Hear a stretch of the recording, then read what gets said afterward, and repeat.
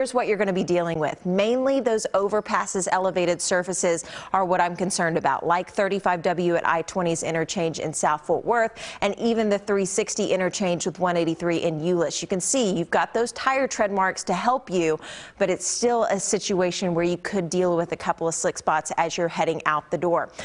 Why do bridges freeze first? Here's why. Most roadways lose heat evenly. You can see 36 degrees on the bridge versus the overpass. But then that cold air moves underneath the bridge, and that causes them to lose that heat so much quicker. So that's why we cannot emphasize it enough.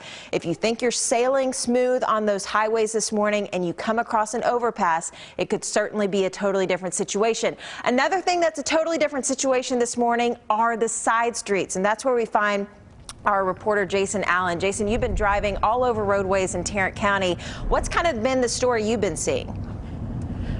100%, Madison. The side streets are a totally different story than what you're seeing out on the highway. So we're going to show you out our dash cam, and we're in Euless right now. We're just on the west side of DFW Airport. Another thing that makes a difference this morning is just a few miles, because you have those bands of snow. So when we were just a few miles to the west, it looked like just maybe a dusting, one of those true dustings of snowfall. Then you come over here in the Euless area where they've had some heavier bands, and there's a good inch, maybe more in some places. It's actually shovel worthy. Now, the roads here are fairly covered, but there's a lot of good traction still. You can still get out of the neighborhood. It'll be interesting to see what happens later on in the morning, because you're going to have more cars that get out this morning.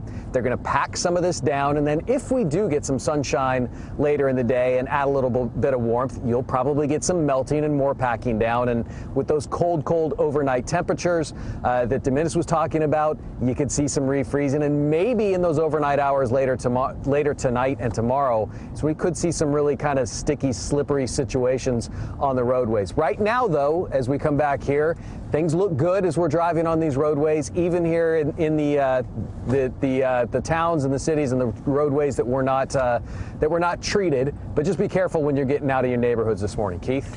Be careful. Those are the two words everyone needs to take to heart. Jason Allen giving us a look at what's happening in Tarrant County. Jason, thanks.